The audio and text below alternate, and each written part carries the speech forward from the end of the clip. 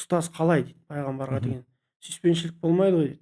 Пайғамбарға итағат болса болды ғой дейді. м. Сол кезде жүрегім біртүрлі болып қалды. Қалай исламды оқып жүріп, ешқандай сезім жоқ. Пайғамбарға итағат болса болды, жеткілікті ғой. Дәл қазір кей адамдардың көбісі салауатты жаңағы қарыздан құтыламын, шипа табамын деген сияқты оймен айтады ғой. И сондай нәтиже жетпесе бір күмәндана бастайды да. Екі түрлі бағынуға болады. Мгм. Басшыңыз болса, бастығыңыз болса, жұмыстан шығып кетпейін деп қорқып бағынасыз. Иә, А мына екінші түрлі бағынуыңыз болады. Сіз жақсы көріп бағынасыз. иә. Жахилия яғни надандық дәуірін әлемдегі ең бақытты дәуірге айналдырған небәрі 20 жылда, иә. Ерекше тарихта болмаған дүние ғой негізінде. Философтар, мына әлемдік ойшылдар таң қалады. Қалай бұл сахарада туылған бір бәдәуи, ұстаз көрмеген, әкесінен, шешесінен ерте айырылып қалған. Қалайша мына адам түсінбейді әлі. Иә. Бұл не феномен дейді Мұхаммед саллаллаху алейхи вассалам деген. Өзіңіз дәл қазір біздің қоғамға ұстаз қазақ қоғамына пайғамбарымыз саллаллаху алейхи вассалам қай тұсын насихаттау қажет деп ойлайсыз? Имам Құртуби айтады, осы аят бізге Алланың елшісін сүю парыз екендігін көрсетеді. Ғұламалар келіскен бұған дейді. Оған ixtilof жоқ. Парыз жақсы көру. Так иман келтірдім деп тілмен айту емес. Алланың елшісін сүюге қадам басу керек. Алланың елшісін жақсы көруге қадам басу керек. Сол кезде иманымыз толық болады. Мгм. Иманымыз кәмілденеді.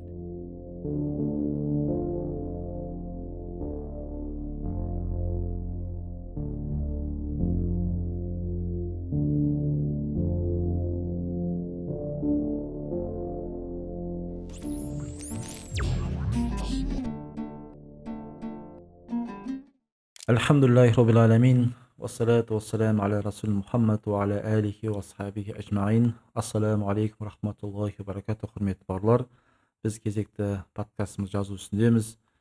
Осы подкаст жазу барысында қасиетті мәуліт айының, яғни пайғамбарымыз саллаллаху алейхи уассаламның дүниеге келген аймен пара-пар келіп отыр.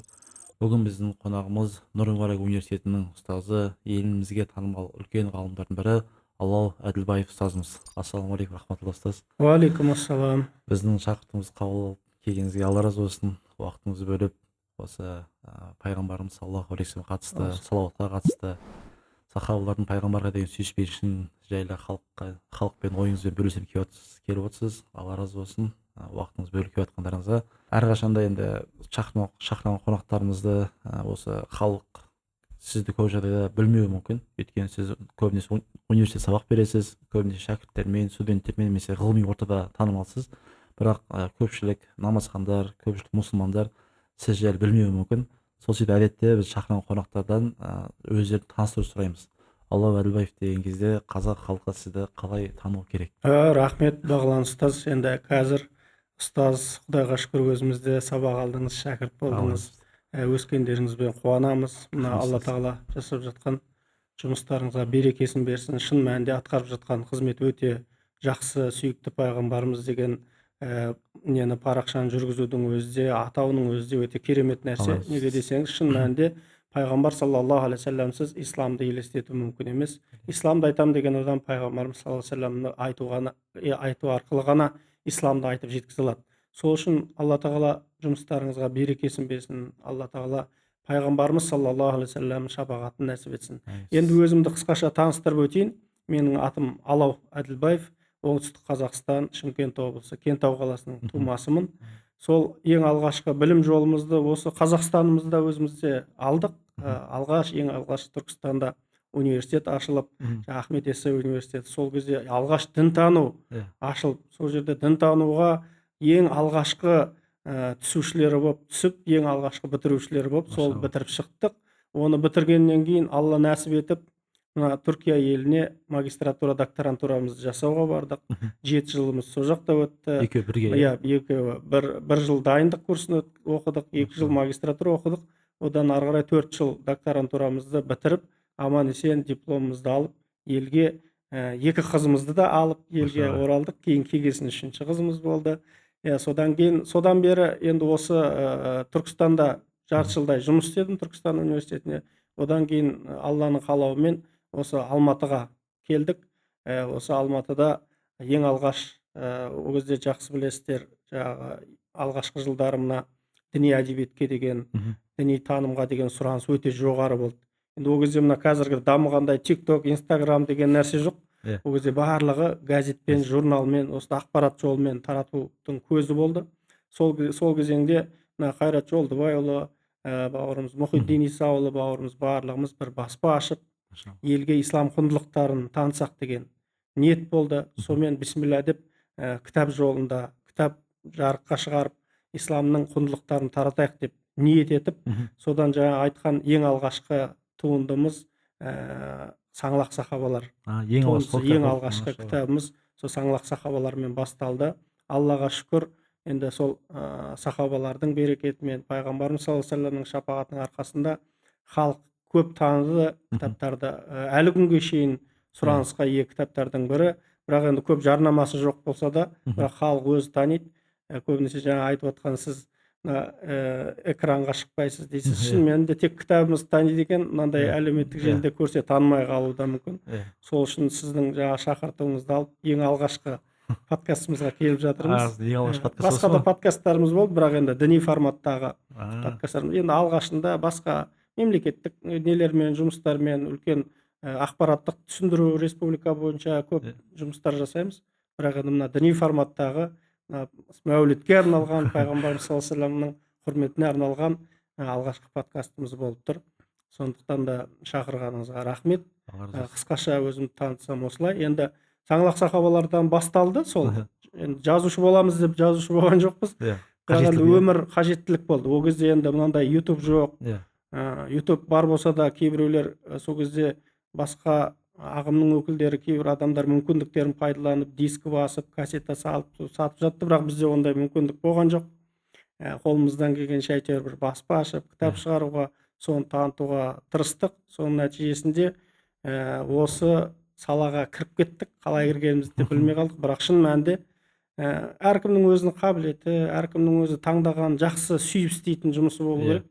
Кітап жазуда біздің көп сөйлегенге қарағанда кітап жазу ісі ауыр болса да, шаршататын жұмыс болса да, бірақ сүйікті ісіміз болғаннан кейін осы жолды жалғастырып келе жатырмыз. Ең алғашқы тырнақалды туындымыз сол Саңлақ сахабалар болды. Одан кейін енді халыққа ол кезде не қажет болды? Мына исламның құндылықтары көп ұмытылды ғой. Сол үшін исламның құндылықтарын таныту үшін кемелдік кілті деген кітабымызды қолға алдық. Ол жерде де тақырыптар мына исламның құндылықтары, ықылас дегеніміз не, ата-анаға құрмет дегеніміз не, тақуалық дегеніміз не, мына жомарттық дегеніміз не, мейірімділік дегеніміз не, Алланы сүю қалай болады, пайғамбарға деген сүйіспеншілік қалай болады деген мәселемен сол кемелдік кілті кітабымыз дүниеге келді. Сол бір ой қозғайды дегендей, сол мәуліттің қарсаңында кішігірім мәулітке арналған бір кітапша шықты. Сол кітаптан, кішкентай кітапшадан тағы Шапағат шамшырағы деген бір кітабымыз дүниеге келді. Шапағат шамшырағының ішінде былай қарап отырсақ, тағы да бір сұранысқа байланысты мына сахабалардың пайғамбарға сүйіспеншілігі деген өзі бір кітап, кішкентай бір мақала еді ол. Кемелдік кілтінің ішіндегі бір кішкентай мақала болып қолға алынған нәрсе бір кітап болып дүниеге келді. Бірақ енді бұлмен тоқтап қалмайды деп ойлап отырмын. Өйткені неге десеңіз, пайғамбар саллаллаху алейхи вассаламға деген сүйіспеншілік тек сахабалармен тоқталмайды, сахабалармен үзілмейді. Иман еткен, иман келтірген, Аллаға иман еттім деген, Алланы сүйемін, пайғамбар саллаллаху алейхи вассалам үмбетімін деген адам тұрған кезде пайғамбарға сүйіспеншілік ол жалғаса береді. Сондықтан сол ғасырда қазіргі күнімізге шейін сол сүйіспеншілікті алып келу ойымызда бар. Үлкен ғұламалардың өмірінен де өзіңіз де мына сырға толы салауатта біраз жақсы әңгімелер келтірген екенсіз. Осы бір-бірін толықтыра береді ғой. Мол қазына, сол қазыналарды халыққа қолымыздан келгенше жеткізсек деген ниетіміз бар. Содан кейін енді жақсы білесіз, мына сұранысқа байланысты демекші, енді кезінде мына біз енді алғаш кітап шығарған кезде жат ағымдар деген, бізде ислами жат ағымдар көп болған емес. Ол кезде мына миссионерлік деген қаптап жатқан. Қазақ қазақтың балдарының көбісін өзге дінге тартпалап, христиандыққа тартып кетіп жатқан оқиғалар болған кезде біз исламның құндылықтарын таратайық деген ниетпен бар күшімізді соған салдық. Кейін уақыт өте келе түрлі ағым өкілдері келе бастады, жат ағым өкілдері келе бастады. Мына қазақ халқы, бүкіл Орта Азия халқы ұстанып келе жатқан, ғасырлар бойы бабаларымыз ұстанып келе жатқан ханафи мазхабына тіл тигізетін кейбір адамдар шықты. Содан кейін қой қарап отқанымыз тағы болмас деп имам Ағзам Абу Ханифа және ханафи мазхабы деген кітапты қолға алдық. Ол кітапта біраз халыққа танылды, біраз жақсы өте өтті. пайдалы Соның кітап. негізінде енді бір ой түртеді деген Ханафи мазхабының негізінде тағы бір кітап жарық көрді. Ол қандай кітап? Имам Азам. Имам Ағзам ғұмыры ғибрат ғұлама деген. Машалла. Ғұмыры ғибрат ғұлама деген кітап. Ол имам Ағзам Абу Ханифаның ғибратты ғұмыр туралы көптеген қиссалар, әңгімелер, ғибратты оқиғалар жинастырдық. Бірақ енді ол 1-2 жыл болды шыққанына, кең таралып әлі үлгерген жоқ. Бірақ Құда қаласа оны да көп таратуға қолымыздан келгенше өз мүмкіндігімізбен таратуға тырысамыз, халыққа жеткізуге тырысамыз. Сондықтан бір ой түрткілеп, әйтеуір осылай шығармашылығымыз жалғасып келе жатыр. Енді ол саңлақ сахабалар орыс тіліне аударылды, кемелдік кілті орыс тіліне аударылу үстінде. Сұраныс болғаннан кейін саңлақ сахабалар да аударылып енді көптеген сұранысқа ие. Сондықтан енді бұл бағыт қолымыздан келгенше енді имам Ағзамның, одан кейін Матуриди сенімі ақидасы, имам Ас-Сабунидің Матуриди ақидасы деген кітабы бар. Соны жаңағы Түсіпхан имам Мади екеуміз қазақ тіліне аударып жаздық. Содан кейін енді бір ой түртіп бір-бірімен жалғасып жатыр ғой. Содан кейін Ризабек Батталұлы бар, марқұм Бауыржан Әлиұлы бар, жаңағы Жасұлан ұстаз бар. Сол барлығымыз бірігіп имам Ағзам Абу Ханифаның жаңағы бүкіл Ар-Рисала, 5 кітабы, имам Ағзам Абу Ханифаның 5 кітабын аударып, араб тілінде, қазақ тіліндегі мәтін, ең алғаш бұл классикалық туындылар ғой. Біз ханафиміз дейміз, бірақ мәтіндерін оқып көрмегенбіз. Сол осылай ол кітап көз тарау имам Ағзам тағылымы деп шығады. Имам Ағзам тағылымы деген, тағылымы деген кітап. Енді көпшілік бұл жалпы халық емес, көпшілік мына ғылымға қызығатын студенттер алады. Неге? Ол жерде арабша мәтін бар. Енді имам Ағзамның ақидаға қатысты 5 шығармасы ғой, классика. Соны ана тілімізде сөйлетіп шығарып, осы еңбектеніп келе жатырмыз. Жақында ислам құқық негіздері, ислам құқық пәлсапасы, усул фиқ деп айтамыз ғой. Усул фиққа қатысты үлкен көлемді бір еңбегіміз Құда қаласа жарық көріп, Құда қаласа осы 1 айдың көлемінде оқырманға қауышады деген ниетіміз бар. Машалла, бұл көп еңбек айтылып отыр, бірақ өкінішке орай халық көбісі білмейді ғой деймін да, онша. Сіздің атыңызды көргенмен, негізді жүзіңізді көрмеген, сізді жайлы халық біле бермейді ғой деймін да. Енді осы шәкірттерім жалқы өстіп танытамыз ба деп ниеттеніп жатырмыз. Алла разы болсын. Өте ауқымды еңбектер істегенсіз, Алла разы болсын, күш қуат берсін. Есімде біз кезінде кемел кілті кітабын көп оқитынбыз. Алғашқы тәй намазға келіп бастаған кезде ана кітаптағы ғибратты әңгімелер, кәдімгідей адамға жүрегін әсер ететін әңгімелерді оқыған кезде амал істеген келіп кәдімгідей. Сол кезде мені ғайбат жайлы бір қате түсініктер сол сіздің кітабыңызда үйренеді. Ғайбат айтуға болмайды деп бәрін түйіп жүрсек, әйтпесе шариғат мынандай кезде айтуға болады, мынандай кезде айтуға болады деген ақпараттар маған қатты әсер етті да. Бұл ауқымы кең екен ғой деп жақсы түсіне бастадым. Кейін имам Абу Ханифа мазхабын жазған кітабыңызда ол орыс тіліне аударылды, Орыс тіліне аударылды. Ол кітап кәдімгі университетте оқылған кітап болды негізі. Біз университетте оқу үшін бөлек Абу Ханифа мазхабы деген ол бөлек кітап тағы шығарды. Студенттерге арналған. Анау халыққа арналған кітап, студенттерге арналған бөлек кітап, оны да шығардық университетіміздің баспасынан. Көптеген шәкірттер соны көтеріп оқып ішінде жаттап жүрді. Алла разы болсын, өте ауқымды еңбектер. Алла сауаптан жазсын. Иншалла жазарыңыз көп болсын. Шаршамаңыз. Сіздің әрбір жазғаныңыздан халық иншалла пайдаланады. Иншалла өте қуаныштымыз. Сіздің тағы жазған кітаптарыңыздың бірі сахабалардың пайғамбар сүйіспеншілік кітабы. Мен есімде нұр түскен кезде ол кезде не бар ғой, республика сарайы жабық тұрды ма, сондай ремонт болып жатты ма, сөйтіп мәуліт не деседі ғой, балуан шолақта. Сол кезде біз шығарып, сахнаға шығып, пайғамбарға салт еткен кезде қайырмада қосып қоятын шәкірттер болады. Солардың қатарында едім мен. Сол кезде сіз сөйлеген кезде мен артында тұрдым. Сіз сол кезде сахабалардың пайғамбарға сүйіспеншілік айттыңыз ғой. Сол кеште мен болдым. Бірақ сізді мен неден сахнаның арт жағынан көріп отырдым да. Сіздің бүкіл сөздерді тыңдап, сол кезде пайғамбарға сүйіспеншілікті айтқан кезде кәдімгі залға әсер етті ғой, енді өте көп адамға.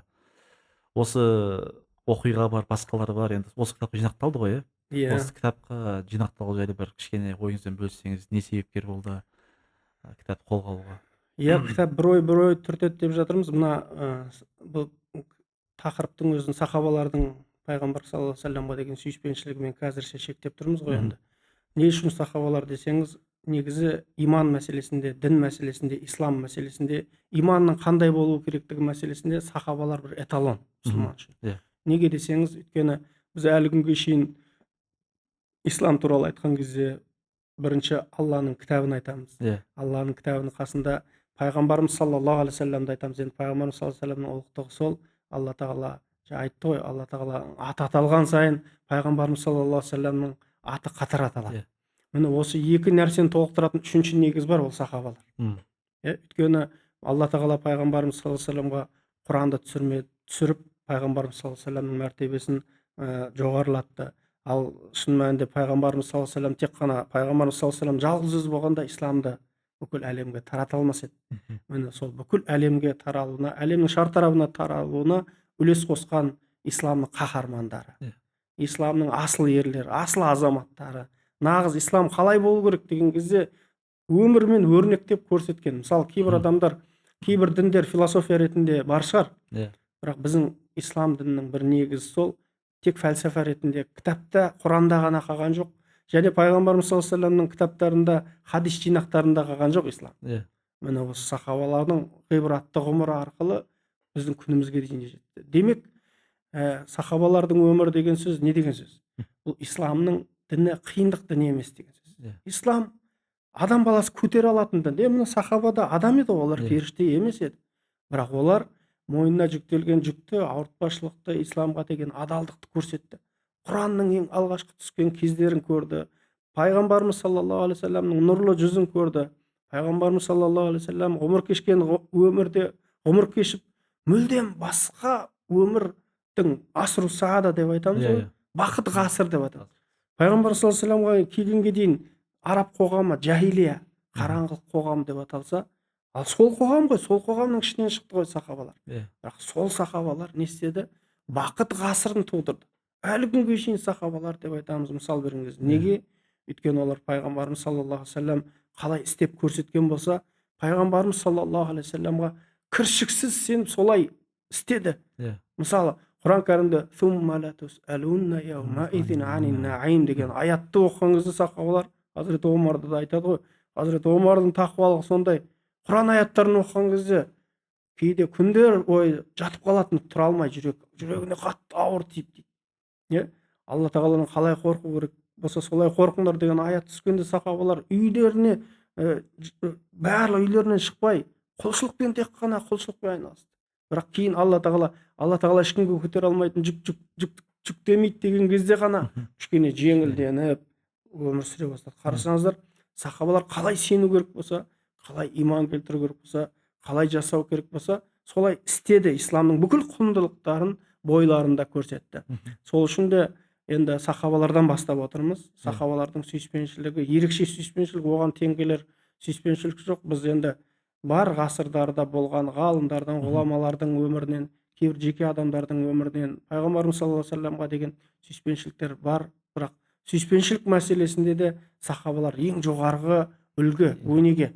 Өйткені осы мәселен кейде мына бір жаңағыдай осындай сабақтың үстінде сондай бір оқиға болды. Жаңағы хадис мәтіндерінен сабақ беріп жатқан кезде осы пайғамбарға итағат деген тақырып талқыланады ғой. Пайғамбарға итағат деген талқыланған кезде тақырып пайғамбарға деген сүйіспеншілік тақырып талқыланды. Жаңағы кемелдік кілтінің ішіндегі пайғамбарға деген сүйіспеншілік, басқа да қыссаларды, оқиғаларды айтқан кезде бір студент тұрып маған былай дейді: ұстаз, қалай дейді, пайғамбарға деген сүйіспеншілік болмайды ғой дейді, пайғамбарға итағат болса болды ғой дейді. Сол кезде жүрегім бір түрлі болып қалды. Қалай исламды оқып жүріп, ешқандай сезім жоқ, пайғамбарға итағат болса болды, жеткілікті ғой дейді. Пайғамбар дұрыс, Алла тағала көптеген аяттарда пайғамбар саллаллаху алейхи вассалам атиғуллаха ва атиғур расул өте көп келеді. Бірақ Алла тағала да айтқан жоқ па: «Құл ин кунтум тухиббуналлаха фаттабиуни». Пайғамбарымызға айт дейді: егер шын мәнінде Алланы жақсы көретін болсаңыздар, маған бағыныңыздар. Ва юхиббукумуллах ва яғфир лакум зунубакум. Алла тағала сол кезде Аллаға елшісіне Алланы жақсы көремін деген бос сөз. Егер пайғамбарды жақсы көрмесе, пайғамбардың артынан ілеспесе, Алланы жақсы көру деген сөз, қалай жақсы көресіз Алла? Алланың дінін пайғамбар айтып көрсетпесе, пайғамбар жеткізбесе сіз қалай жақсы көресіз? Демек алла тағала да шарт қойып тұр. Мені жақсы көрудің белгісі дейді пайғамбарға деген итағат. Ал пайғамбарға деген итағат, сіз өзіңіз ойлап қараңыз. Бір адамға бағынсаңыз, сіз қорыққаныңыздан екі түрлі бағынуға болады. Басшыңыз болса, бастыңыз болса, жұмыстан шығып кетпейін деп қорқып бағынасыз. Мына екінші түрлі бағынуыңыз болады. Сіз жақсы көріп бағынасыз. Сіз жақсы көріп бағынған кезде қалай болады сіздің қарым-қатынасыңыз? Қорқып бағынған кезде қалай болады сіздің қарым-қатынасыңыз? Қорқып бағынсаңыз, сіз ана көзі тайып кеткен жағдайда бірінші кезекте орнына отырып алуға тырысасыз, болмаса жамандық жасауға тырысасыз. Ал сіз шын мәнінде жақсы көрсеңіз, әрбір ишаратынан, пайғамбарымыз саллаллаху алейхи вассаламның әрбір қозғалысынан сіз қозғалысының өзін, әрбір әшейін эмоциясының өзін сіз әмір ретінде қабылдайсыз ғой. Сол үшін пайғамбар саллаллаху алейхи вассалам Аллаға иман, пайғамбарға имансыз толық болмайды. Ал пайғамбарға иман, Алланың елшісін жақсы көрусіз толық болмайды. Өйткені пайғамбарымыз саллаллаху алейхи вассалам айтты ғой, ла юмину ахадукум деп. Сендердің ешқайсыларың иман келтірген болып саналмайсыңдар. Мені өз ата-аналарынан, бала-шағаларынан және барлық нәрседен артық жақсы көрмейінше деді. Демек бұл пайғамбарымыз діннің қалай негіздеріне негізделу керек екенін пайғамбарымыз саллаллаху алейхи вассалам көрсеткен жоқ. Хазірет Омардан сұраған кезде, я Расулалла, ол да жақсы көретін еді, бірақ алғашында білмейтін еді қалай жақсы көру керек. Сұрады, я Расулалла, мен өзімнен артық, бірінші өзім жақсы көремін, одан кейін сені барлық нәрседен артық жақсы көремін. Болған жоқ, Омар деді, мені өзіңнен артық жақсы көрмейінше. Кейін ойланып қарады, шын мәнінде пайғамбар саллаллаху алейхи вассалам жақсы көремін деп айта салу оңай ғой былай. Бірақ шын мәнінде жақсы көрудің үлгі өнегесін көрсету оңай емес. Ойланды, қарады. Сосын қайтып келді Омар радиаллаху анху. Я Расулалла, мен сізді өзімнен де артық жақсы көремін. Міне енді иман толық болды. Қараңыз. Аллаға иман келтіріп, исламға иман келтіргеннен кейін пайғамбар саллаллаху алейхи вассаламға деген сүйіспеншілік болмаса, діннің негіздерін толық атқара алмайсыз. Бұл былай, мына көрініп тұрған ағаш секілді, мына пайғамбарға деген сүйіспеншілік ағаштың ішіндегі өзегі. Өзегі жоқ болса қалай сіз ағаш болады? Өзегі пайғамбарға деген сүйіспеншілік. Мына былай бір мысал береді, ғұламалар айтады, шын мәнінде иманға келтірген, тек қана иман келтіріп, ла иляха иллаллах Мұхаммад Расулуллах деген адам Алланың құлы болады. Дұрыс, Аллаға құл болады. Бірақ Алланың елшісін сүйген адам пайғамбар Хабибулла атанған секілді, Ибрахим Халилулла атанған секілді, халилдікке, хабибдікке қадам басады. Демек иман келтіру бір бөлек. Енді адам иман келтіргеннен кейін иманмен бір деңгейде тұрып қалмайды ғой.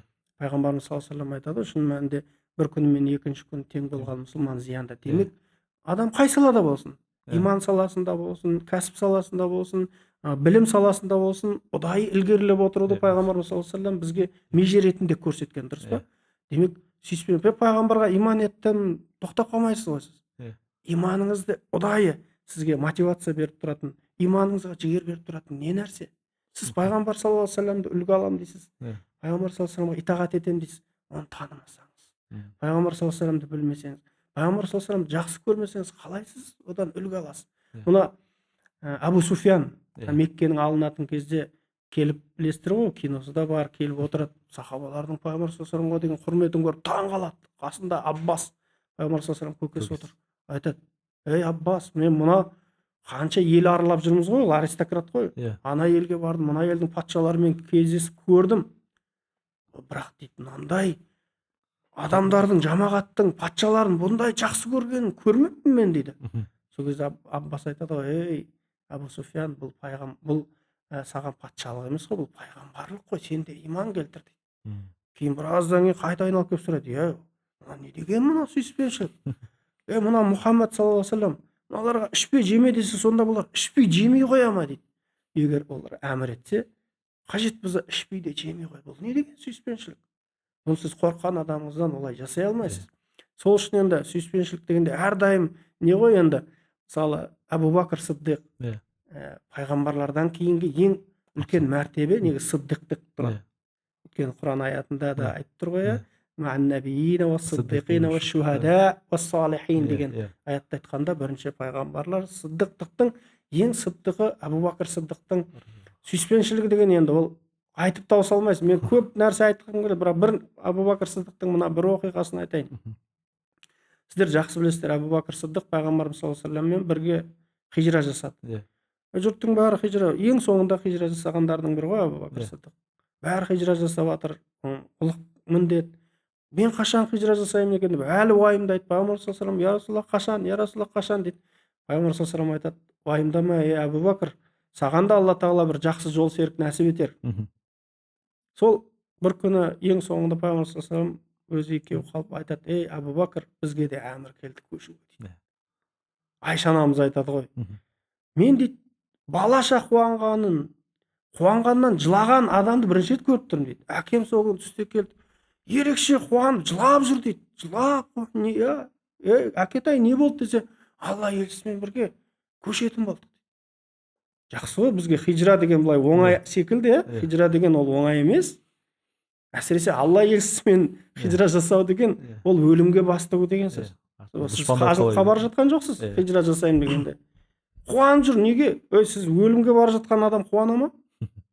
Пайғамбар саллаллаху алейхи вассаламның қасында жүр, өлімге болса да бармын дейді, кетіп бара жатыр, жолда кетіп бар, біресе алдынан шығады, біресе, Әбу Бәкір неге өйтесің десе, я Расулаллах, енді білесіздер ғой, іздеу салды пайғамбар саллаллаху алейхи вассалам, өлтіруге бұйрық берді. Я Расулаллах, сізге оңыңыздан қауіп келіп қала ма екен деп оңыңызға бір шығам, солыңыздан қауіп келіп қала ма екен деп сол жағыңыздан, арқаңыздан қауіп келіп қалмасын деп арқаңызға шығам, я Расулаллах. Мен неге сонша жақсы көресің дейді. Жақсы көремін, я Расулаллах. Маған бар нәрсеңді беруге барсың ба? Я Расулаллах, бар, жанымды да беруге бар. Неге дейді? Я Расулаллах дейді. Қараңызшы, мен өлсем тек қана Абу Құхафаның шаңырағы ғана күңіренеді ғой дейді. Бірақ сіз өлсеңіз бүкіл ислам үмбеті, бүкіл жер шары күңіренеді. Мен алғанша Құдай тағала сізді алғанша менің жанымды алсын дейді. Сөйтіп пайғамбарымыз саллаллаху алейхи вассаламның қасында хижрат жасады. Жаны өліп қалу қаупі бар, қуанып жүр ғой ана кісі. Алланың елшісімен бірге кетіп бара жатыр, қуанып жүр. Сәуір үңгіріне барып тығылады, білесіздер, дұшпандар кеп қарап ұстайын деп тұрған кезде Алланың мұғжизасымен ұсталмай қалады. Жаңа Омардан бастадық қой. Омар радиаллаху анху айтады, ай әттең ай дейді, сол Әбу Бәкірдің өткізген бір түні дейді, Омардың бүкіл ғұмырынан артық қой. Қалай сүйет пайғамбар саллаллаху алейхи вассалам. Пайғамбар саллаллаху алейхи вассаламның қасында мен болсам ғой деп тұр ғой, сәуір үңгірінде. Сол қауіпте мен болсам ғой дейді. Омар айтады. Омардың бұл 4 халифаның сүйіспеншілігін айтсақ та жетер еді, бірақ оқиғалар өте көп. Омар халифа болып тұрған кезінде, енді Омардың кезінде ислам территориясы кеңейді, қазынаға байлық түсе бастады. Сол кезде айтады ғой, балалар кеп, әке, сіз неге бұлай басқа елдің патшалары секілді әдемі киініп жүрмейсіз ба, патшасыз ғой деген кезде айтады, қаласам алдыма тәтті тамақ та келер еді, әдемі киім де келер еді, бірақ дейді, мен 2 досты аңсаймын. 2 достың жолына ілесе-алмай қалам ба деп қорқамын дейді. 2 дос бұлай шалқып өмір сүрген жоқ. Алла тағала маған қиындық бере ме деп қорқып, өйткені ислам кеңейді, күшейіп кетті, Византия, Рим алынды. Ойбай, 2 достың жолымен 2 дос деп өтті ол кісі. Қайтыс болар кезде де сол 2 достың. Қарамайсыз ба, 2 достың қасында жатқан жоқ па Омар? Бірақ негізі Омар жерленді ғой ол жерге, бірақ Айша анамыз оны өзіне сақтап қойған еді негізі ол жерде. Мен сол жерге жатам деп сақтап ешкімге бермей жүрген. Сол кезде жаңағы Хазірет Омарды жарақаттайды ғой. Сол кезде баласына барып айтады, Абдулла, Айша анамыздан барып сұра дейді. Мүмкіндік болса, мен сол 2 достың қасына жерленгім келеді. Енді Хазірет Омардан айырылып қалу үмбетке де оңай болған жоқ. Әділдіктің символы Омар. Әділдік үшін бәрін жасаған Омар ғой, радиаллаху анху. Сол кезде Айша анамыз айтты ғой, мен өз қалауымды Омардың қалауына таңдадым. Жаңағы баласына айтады, балам, Әмирул Муъминин деп айтпа, Омар ибн Хаттаб сұрап жатыр деп айт деді. Әмирул Муъминин деп айтса, патша сұрап жатқан деп болады ғой. Омар ибн Хаттаб сұрап жатыр. Мен Әмирул Муъминин емеспін, өлейін деп жатыр. Әмирул Муъмининдік сипатым жоқ, мен адам ретінде өтініп тұрмын деп тұр ғой Омар. Айша анамыз рұқсат берді. Рұқсат берді деген кезде ол кісінің айтқан сөзі ғой, бұдан асқан маған бақыт жоқ дейді.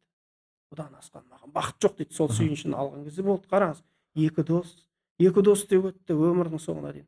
Абу Бәкір Сыддықтың бұл сүйіспеншілігі деген ұшан теңіз, айтсаңыз бітеді. Ана бір енді Абу Бәкірді айтқасын 4 халифаны да айта кету керек қой шын мәнінде.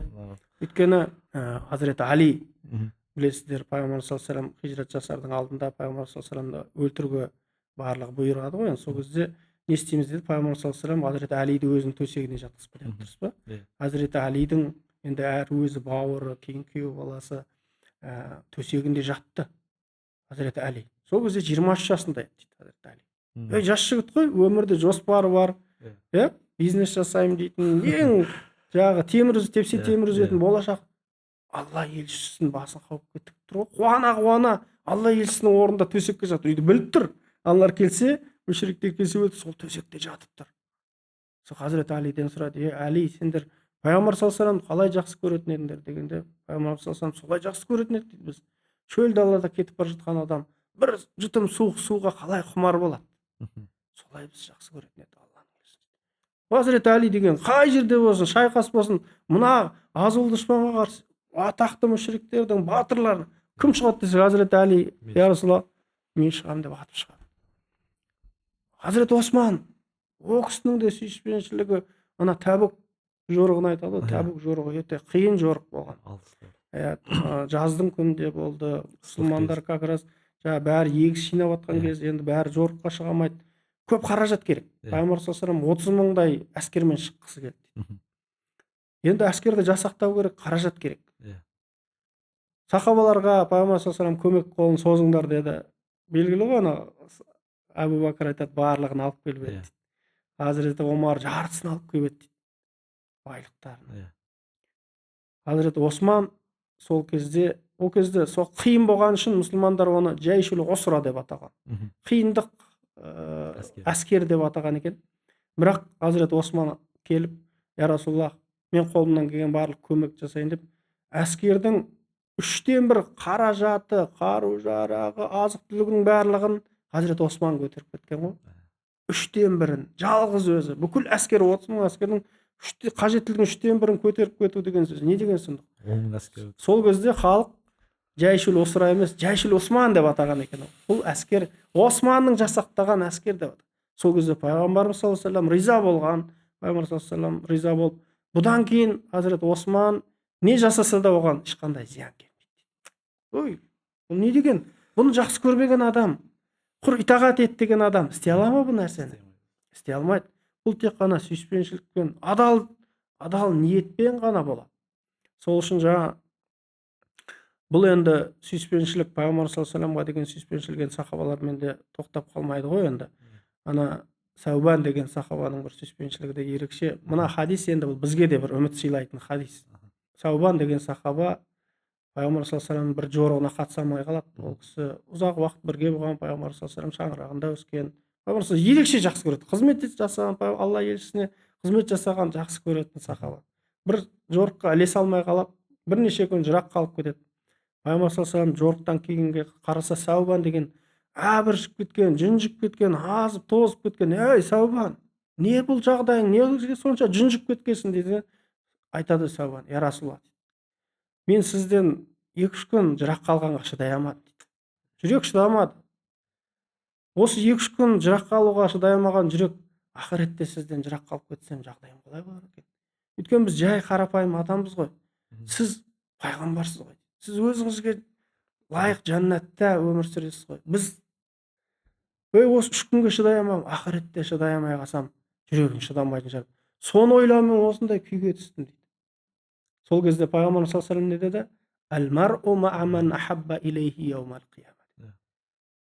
Адам кімді жақсы көрсе, қияметте сонымен бірге болады. Міне бұл сахабаларға Анас ибн Малик айтады ғой, ең көп хадис жеткізген 7 сахабаның бірі ғой айтады. Бұл пайғамбар саллаллаху алейхи вассаламға дейін, бұған дейін көп сүйіншілер естідік қой, жәннатқа баратындығында айтқан адамдар болды. Бұл сүйіншіні естіткен кезде қуанғандай қуанған жоқпыз дейді. Өйткені олар үшін пайғамбар саллаллаху алейхи вассаламмен бірге болу деген, ойбай, айналайын, бұл дүниеде бірге болуды бөлек, ақыретте бірге болу деген, ол кісі айтады, жәннатқа барсақ деген қуанар едік, бірақ Алланың елшісі болмаса қалай болады? Әл-мар'у ма'a ман ахабба илейхи яумал қияма деген кезде төбеміз көкке жеткенде қуандым дейді. Неге? Өйткені біз Алланың елшісін, Абу Бәкір, Омарды қатты жақсы көретін еді. Құлшылықтарымыз, істеріміз ондай емес еді. бірақ біз соларды сондай жақсы көретін едік. Сол кезде бізге үлкен шабыт сыйлады дейді ғой осы хадис. Жаңағы Сәубанның оқиғасы жаңағы біз ма'a шухада ва ма'a набиин шухада деген аяттың түсуіне себеп болған. Демек, бұл бізге де бір үміт сыйлайды. Егер шын мәнінде біз пайғамбарымыз саллаллаху алейхи вассаламды жақсы көрсек, қиямет қайымда пайғамбарымыз саллаллаху алейхи вассаламмен бірге болу бақыт нәсіп болды. Бұны тек қана ер кісілер ғана жақсы көрген жоқ қой пайғамбарымыз саллаллаху алейхи вассалам. Әйел адамдар, сахаба дегенде тек әйел ер кісілер емес, әйел адамдарды да атап көрді. Сумайра деген Афра ибн Убайд, бинт Убайд.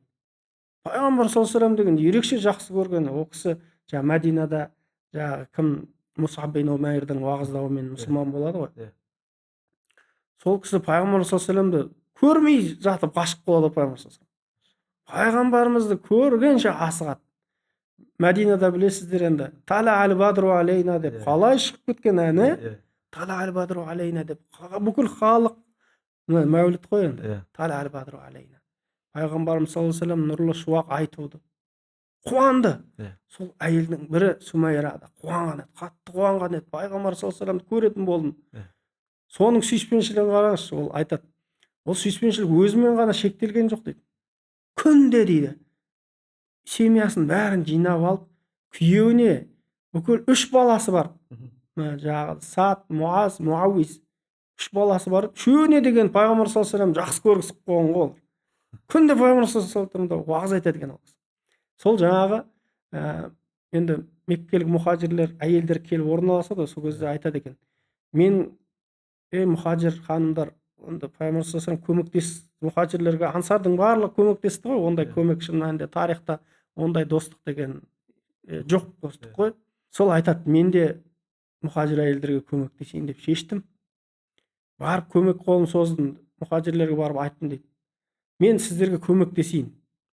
Үйлеріңіз жинап берейін, тамақтарыңыз істеп берейін, қандай қажеттіліктер болса айтыңыздар, маған ақы төлемеңіздер деп айттым дейді. Не үшін? Маған тек қана пайғамбар саллаллаху алейхи вассалам туралы айтып беріңіздерші. Өйткені 13 жыл бойы пайғамбар саллаллаху алейхи вассалам өмірін көрмедім ғой дейді. Сіздерден бүкіл еңбегімнің қарым ретінде сұрайтын пайғамбар саллаллаху алейхи вассалам айтып берші өмір. Қараңыздар, сол Бәдір шайқасы болған кезде Абу Жахилді өлтірген соның 2 баласының бірі. Ана жүгіріп барып Абдурахман ибн Ауф айтады ғой, 3 баласы кезек-кезек жүгіріп келіпті дейді. Мына үмбеттің перғауын көрсетші бізге. Ол кезде сурет жоқ қой, TikTok жоқ, Instagram жоқ, мынаны көріп, мынау деп айта салатын. Үшеуің де сұрағаны бір сұрақ. Аға дейді, кел, не десе, маған соны көрсетші деп айтты. Соның баласы біреуі жараланды, біреуі қайтыс болды, бір үшіншісі барып Абу Жахилді өлтірді. Бірақ кейін Абдулла ибн Масуд қайта тексеріп келіп үстіне қылышпен өлтіреді. Бірақ қараңыз қандай Алла елшісінің айтады, олар Абу Талибті көрмесе де Абу Талибті жақсы көрді дейді. Абу Жахилді көрмесе де Абу Жахилді жек көрді. Бұл қалай сүйіспеншіліксіз құр итағатпен болатын әңгімелер емес қой бұл. Сол үшін де енді сахабалардың кез келген өмірін айтып қалсаңыз, әсіресе енді өзіме де әсер етті, басқаларға да әсер еткен жаңағы ең алғаш Біләл Хабашидің сүйіспеншілігінде айтасыз ғой, шын мәнінде Алланың елшісінсіз Мәдина босап қалды ғой дейді. Алланың елшісі кеткеннен кейін жаңағы азаншы айтты ғой Абу Бәкір Сыдық. Абу Бәкір, кезінде мені құлдықтан азат еткен кезде өзің үшін сатып алсаң қалайын? Егер Алла үшін сатып алған болсаң жібер мені. Мен мынау шыдай алмаймын мен. Мәдинаның әр тасы, топырағы мен Алланың елшісін есіме түсіреді. Ашхаду ан ла илаха иллаллах ва ашхаду анна Мұхаммадан деп ары қарай азанды айта алмай қалады. Буын босап өзін ұстай ма. Кейін жағы кетіп қалады басқа елге, кейін қайтып келгенде немерелер Хасан Хусейн келіп айтады, сен сағындық, сен Алла елшісімен өткен күндерді сағындық. Біләл, сол күндер бір еске түсірші. Пайғамбарымыз саллаллаху алейхи вассалам айтатын еді ғой, арихна я Біләл. Азаныңды айтып бір тынысымызды кеңейтіп бір демалшы, арихна я Біләл. Сол азанды айтпаған Біләл сол кезде айтқан кезде бүкіл Мәдина көшеге шығып кетті дейді ғой. Бұл Біләл пайғамбар саллаллаху алейхи вассаламнан кейін ешкімге айтпаған, тіріліп келіп қалды ма деп. Шын мәнінде Иса алейхиссалам көктен түскен жоқ. Неге пайғамбарымыз көктен қайтып түспеске дейді ғой енді. Пайғамбар саллаллаху алейхи вассалам қайтып келіп қалды ма екен деп ойлады дейді. Бірақ пайғамбар саллаллаху алейхи вассалам көре алмағаны бәрі иықтарын селкілдетіп сол күні жыламаған адам қалмады дейді. Негізі пайғамбар саллаллаху алейхи вассаламға сүйіспеншіліксіз бұл ислам толық болмайды. Сол үшін пайғамбар саллаллаху алейхи вассалам бір хадисінде айтты ғой: "Саласу ман кунна фихи важада бихинна халаватал иман". Иман келтіру бір бөлек, иманның тәтті дәмін сезу, халаватал иман дейді. Иманның өзі тәтті дәмі болады. Ал шын мәнінде Алланы, оның елшісін, үш нәрсені айтады. Алланы, оның елшісін барлық нәрседен артық жақсы көрмейінше иманның тәтті дәмін сезе алмайды. Және бір адамды тек қана Алла үшін жақсы көрмейінше, Алла тағала тура жолға түсіргеннен кейін қайтадан адасушылыққа түсуді, отқа түсуден артық жек көрмейінше иманның кәміл ләззатын сезе алмайды дейді. Демек иман келтіру бір басқа. Иман келтірген бір адам тек қана Алланың бұйрықтарын құл ретінде орындауы мүмкін, итағат ретінде орындауы мүмкін. Бірақ Алланы сүйген, Алланың елшісін сүйген адам әр намазды Алламен қалышу, кейбір адам жүк секілді, парыз секілді көрсе, Алланы сүйген адам, Алланың елшісін сүйген адам Аллаға қауышудың мүмкіндігі ғой деп асығып тұрады дейді. Сол үшін жай иман келтіру мен сүйіп иман келтіру, жақсы көрудің айырмашылығы жер мен көк дейді. Сол үшін енді шын мәнінде жаңағы сахабалардың иманы деп жатырмыз ғой. Жаңа ана аят түседі ғой: "Ан-набию аула лил муъминина мин анфусихим ва азважуху уммахатухум". Оның жұбайлары аналары дейді.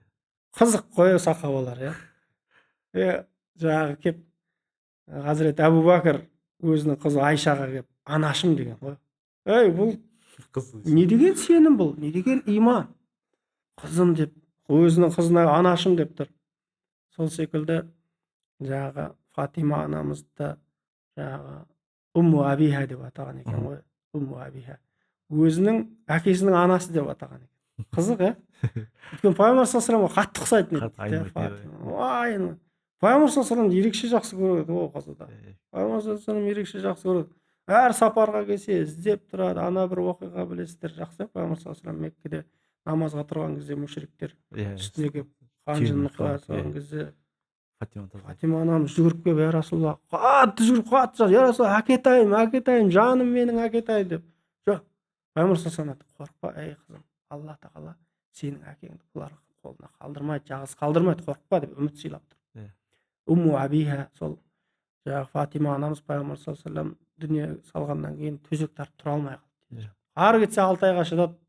6 айдан кейін Фатима анамыз дүние салды. Бұл енді не деген сүйіспеншілікте бұндай деңгейге жету қиын шығар. Эталон деп айтып жатқанымыз сол. Сол үшін де сахабаларды алдық.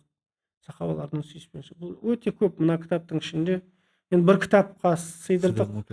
Бұл тек кейбір сахабалардың өмірінен ғана теріп алғандарымыз ғой. Әр сахабаның өмірін алып қараңызшы. Әр сахабаның өмірінде пайғамбарымыз саллаллаху алейхи вассаламға деген сүйіспеншіліктен басқа нәрсе жоқ. Насиба болмаса Нусайба деген әйелді де айтып жатыр ғой, Ухуд шайқасында барлық бүкіл пайғамбар саллаллаху бір кезде пайғамбар қайтыс болды деген сыбыс шықты ғой. Бәрі тарап кетті жан-жақ. Қараса жаңағы әйел Нусайба жүр қасында дейді. Оңға қарасам да, солға қарасам да сол әйел шығады қасынан. Өзі жарақаттан жазып баласына айтты: "Ей балам, Алланың елшісін қорға" деп айтты. Жарақатын таңып жүріп баласын жіберіп жатыр. Сосын: "Ей Нусайба, не тілейсің енді, не тілегің бар, не арманың бар" дейді ғой. Сол кезде пайғамбар саллаллаху алейхи вассалам: "Ей Алланың елшісі, ақыретте өзіңмен бірге көрші болсын деп дұға етші, маған ештеңе керек". Пайғамбар саллаллаху алейхи вассалам Алла тағала осы отбасына риза болды. Ақыретте өзіңмен көрші ет деген кезде жаңағы әйел айтады: "Я Расулаллах, бұдан кейін маған қандай қиындық келсе де түк емес, көтеріп алуға ризамын, дайынмын". Сол үшін де бұл енді иман жүрген жерде, ислам жүрген жерде пайғамбар саллаллаху алейхи вассалам қатар жүреді. Пайғамбар саллаллаху алейхи вассалам қатар жүргенде сүйіспеншілік қатар жүреді. Пайғамбар саллаллаху алейхи вассалам жүрген кезде ең алғаш иман қалай болу керек, Құранның дәстүрлері қалай жүзеге асу керек, Құран қалай өмірге жүзеге асады деген кезде көрсеткен алғаш пайғамбар саллаллаху алейхи вассалам орындап көрсеткен болса, сол әмірлерді өмірлерінде өрнектеген саңлақ сахабалар деп атамыз. Сахабалар ғұмырын берген, исламға адалдық танытқан сахабалардың енді әрқайсысының өмірі, жасы, кәрісі, әйелі, еркегі, пайғамбар саллаллаху алейхи вассалам жақсы көрмеген адам болмаған. Иә. Сол үшін де тіпті адамдар таң қалады. Қандай не деген сүйіспеншілік. Сол ғасырмен тоқтап қалмай, әлі күнге шейін жалғасып келе жатқан Иә. сүйіспеншілік. Бұл жалғаса береді. Енді бұл Мәуліт айы деп жатырмыз. Әр Мәуліт айы сол пайғамбар саллаллаху алейхи вассаламды еске алу айы. Пайғамбар саллаллаху алейхи вассаламға деген сүйіспеншілікті арттыру айы. Пайғамбар саллаллаху алейхи вассаламға деген танымайынша біз иманымыз толық болмайды. Пайғамбар саллаллаху алейхи вассалам танымайынша біз исламның не екенін де білмейміз, шыны керек. Қалай жүзеге асу керек, қалай орындау керек, адамдармен қарым-қатынас қалай жасау керек.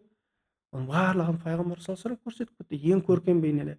Кемелдік кілтін айт деп жатсыз. Кемелдік кілті деп қойған себебіміз де сол. Пайғамбар саллаллаху алейхи вассаламның айтты ғой хадисінде: "Иннама бу'иту лиутаммима макаримал ахлақ". Кемелдіктің үлгісі біз үшін пайғамбар саллаллаху алейхи вассалам деп алдық, солай деп ниет еттік.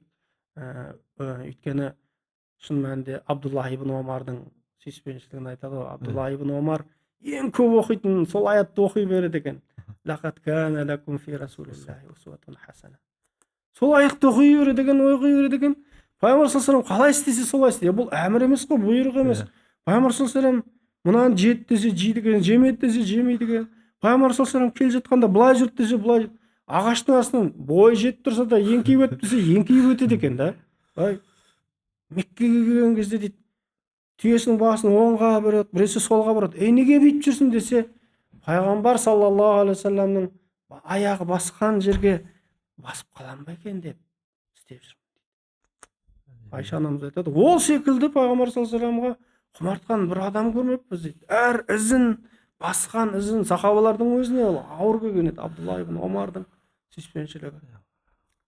Сол секілді, өйткені лақад кана лакум фи расулиллахи усватун хасана болса, пайғамбарымыз саллаллаху алейхи вассалам кемелдіктің, адамзаттың ең кемел шыңына шыққан ислам діні кемелдіктің діні болса, сол кемелдіктің қалай орындалу керек екендігін көрсеткен пайғамбарымыз саллаллаху алейхи вассалам болды. Сол үшін соны өмірін ғибратқа алып, соны хадистерін негізге алып, сонда ислам құндылықтарын жеткізуге, беруге елге тырыстық. Жаңа өзіңіз айтқандай, сол кемелдік кілтін оқып көп адамдар иманға келді деп жатып көп айтқан кісілер де болды. Саңлақ сахабаларды да оқып ерекше сезімге бөлендік деген көптеген адамдарды да естіп жатырмыз. Енді бұл біздің нәрсеміз емес қой, Алла елшісінің ұлықтығы. Және соларды мына Бусайридің айтқан секілді, ма мадахту би калимати Мухаммадан лакин мадахту калимати би Мухаммадин. Мен енді пайғамбар саллаллаху алейхи вассаламменді айтып мадақтаған жоқпын дейді, бірақ мен пайғамбар саллаллаху алейхи вассаламды айтқаным үшін сөздерім мадақталды дейді. Керемет. Сол бір жағдай, ана бір осы Мәуліт айының қарсаңында сондай бір оқиға болып, енді біз ісіміз жазу еді ғой, уағыз жасау деген көп.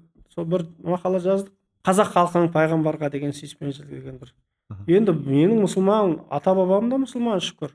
Менің ата-бабам да пайғамбарды жақсы көрген. Сол бір мақаланы жазып жариялайын деп, ол кезде Қала мен дала деген бір үлкен республикалық газет болатын. Сол жерге апарып бердім. Енді көп жазушы да емеспін ғой, мен көп танымайды, жас баламыз ғой бізде. Ай бала, мынау не мақала деді. Осындай мақала не туралы ол жерде деді. Бұл мақала пайғамбар саллаллаху алейхи вассалам туралы дедім. Пайғамбар саллаллаху алейхи вассаламның қазақ халқының сүйіспеншілігі. Әкел болды. Тастап кет деді. Ол пайғамбар туралы болса, ол мақала деді. Ол жаман нәрсе болмайды. Ол кісінің иманын қарасаңшы. Ол пайғамбар туралы болса, ол жаман болмайды деді. Сол мақаланы бір бетке, үлкен көлемде бір бет түгел басылды. Бір әрпін өзгертпеген ғой.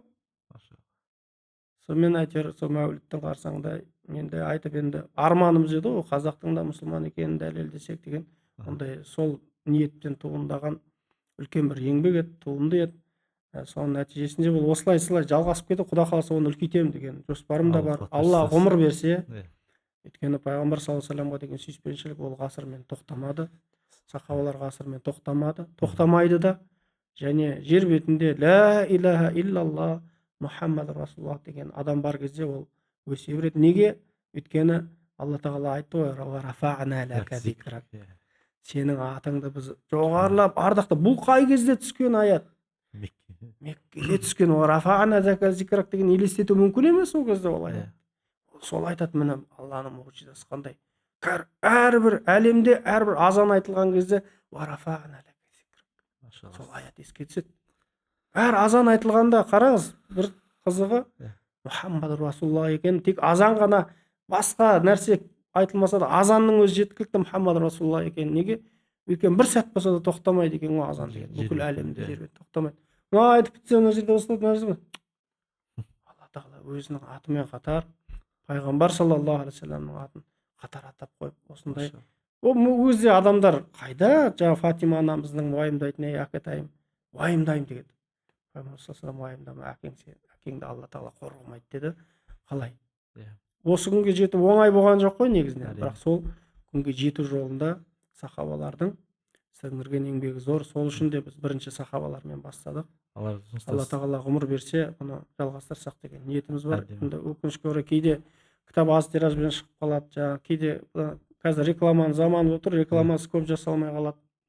Сол үшін енді өзіңіздің де неңізді пайдаланып осы айтып кетсек па деген ниетте болдық. Неге десек, бұл тек қана пайғамбарға сүйіспеншілік деген сенім, сезім мәселесі емес, эмоция мәселесі емес қой.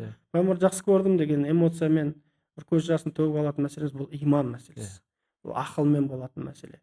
Бұл ақылмен болып иманды не үшін сүю керек деген нәрсені білу керек. Алла тағаланың әмірі бар. Алла тағала Құранда әмір еткен, пайғамбар саллаллаху алейхи вассалам әмір еткен бұйрығы әрі. Өйткені сүйіспеншіліксіз дінді әд-дину насиха дейді ғой. Дін шынайылық. Сүйіспеншіліксіз шынайылық көрініс таппайды. Сол үшін егер сіз шынайы түрде иман келтірмесеңіз, иманыңызда күмән болатын болса, бір уақыт келгеніңізде шаршайсыз, қалжырайсыз, кейбір нәрседен сынып қалуыңыз мүмкін. Мына барлық нәрсені тек қана эмоциямен емес, ақылмен қатар жүрекпен қоса қабылдасаңыз, ол сіздің неңіз, иманыңыздың тірегі күштірек болады. Сол үшін Аллаға деген иман, пайғамбарға деген имансыз толық болмайды. Аллаға деген иман, пайғамбарға деген иманның жарқырап көрініс тауы, жарқырап, мына иман деген өзі бір дән секілді дейді ғой, дән дегесін, бірақ дән деге ол шіріп кетсе не болады? Егер бүршік жармаса, жеміс бермесе.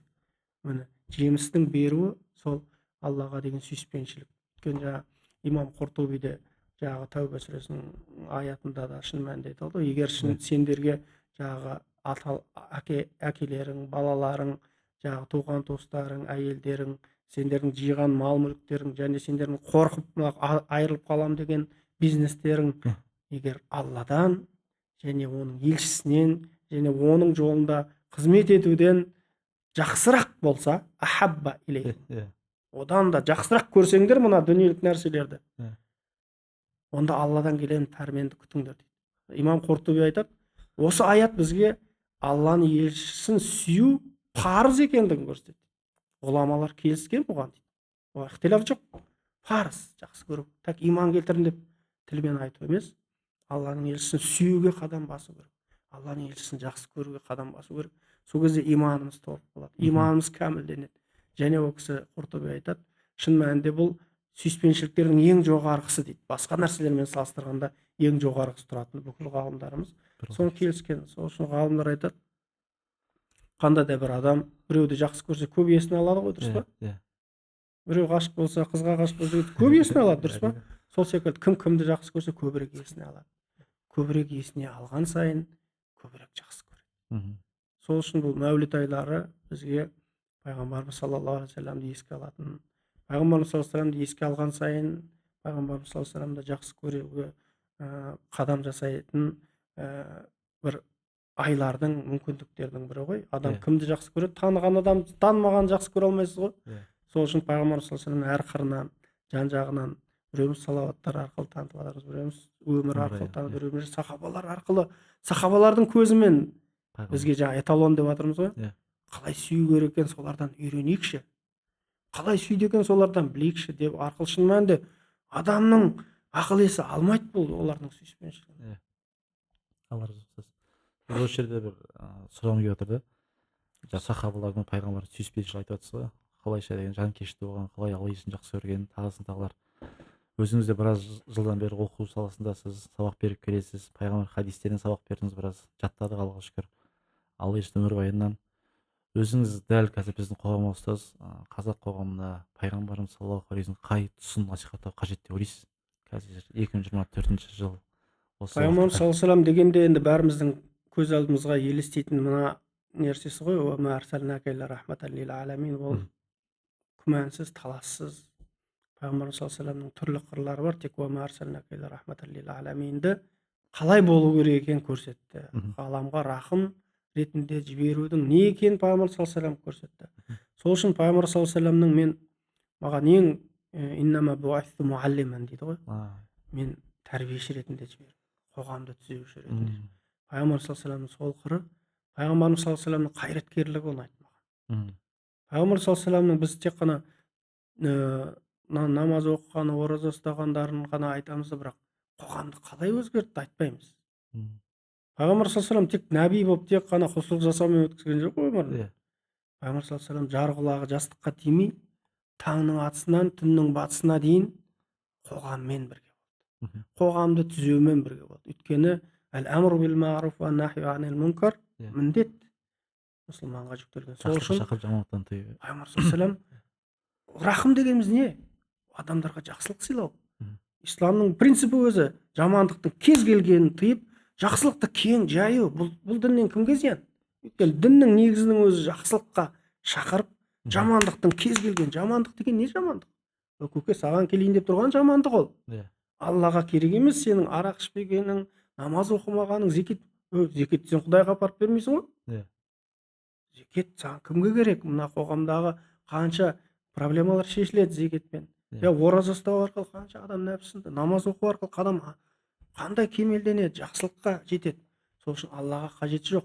Дін деген адам баласы үшін керек. Мгм. Сол үшін пайғамбар саллаллаху алейхи вассаламның мен қайраткерлік қырын көбірек уағыздағым келеді. Мгм. Неге десеңіз, өйткені пайғамбар саллаллаху алейхи вассаламның нәбилік қырын барлығымыз таң қалып, мұсылмандар үлгі алады. Мына пайғамбар саллаллаху алейхи вассалам қайраткерлік қырын бүкіл батыс шығыс таң қалады ғой. Иә.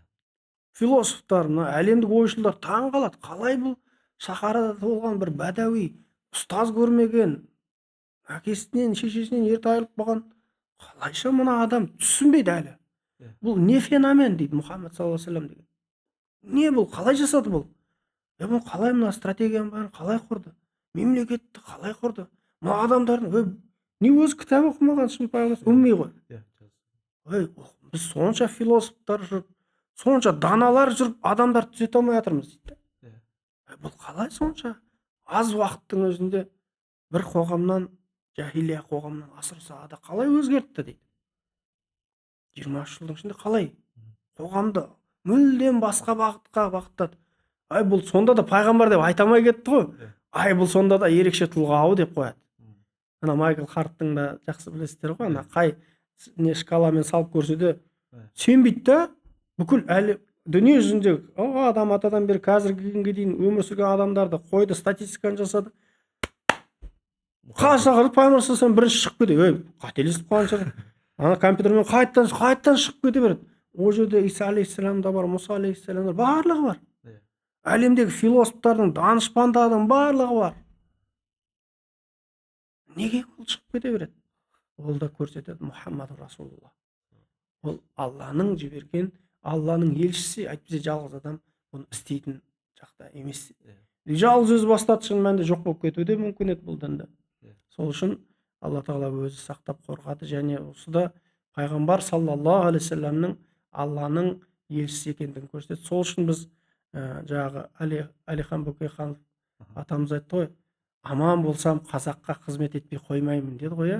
Алланың елшісі міне қоғамға қызмет етіп, бүкіл ғұмырын қоғамға қызмет жолына арнады. Пайғамбар саллаллаху алейхи вассалам қарасаңыз, ең үлкен межелер қойды. Қараңыз, сауаптың ең үлкенін қараңыз. Ана әр жаназа, мен паст жүрген жерде айтамын. Ана хадисте бұл не қылады? Жаназада айтамыз ғой, ең жаңағы мына 3 адамның амал дәптері жабылмайды дейді ғой. 3 адамның амал дәптері жабылмайды деген сөз не деген сөз?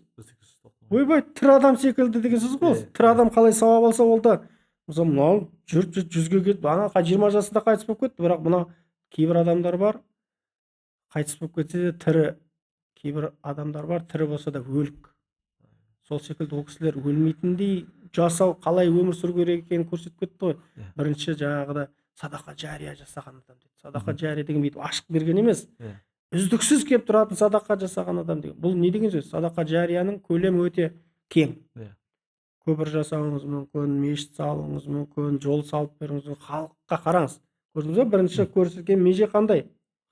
Қоғамға көбірек пайда беретін жұмыстар істеу. жұмыстар істеу. Екінші кім? Дұрыс, бұна қоғамға көбірек пайда беру үшін не керек? Қаражат керек. Иә? Кейбіреуде қаражат болмаса да әкім болып істеуіне мүмкін.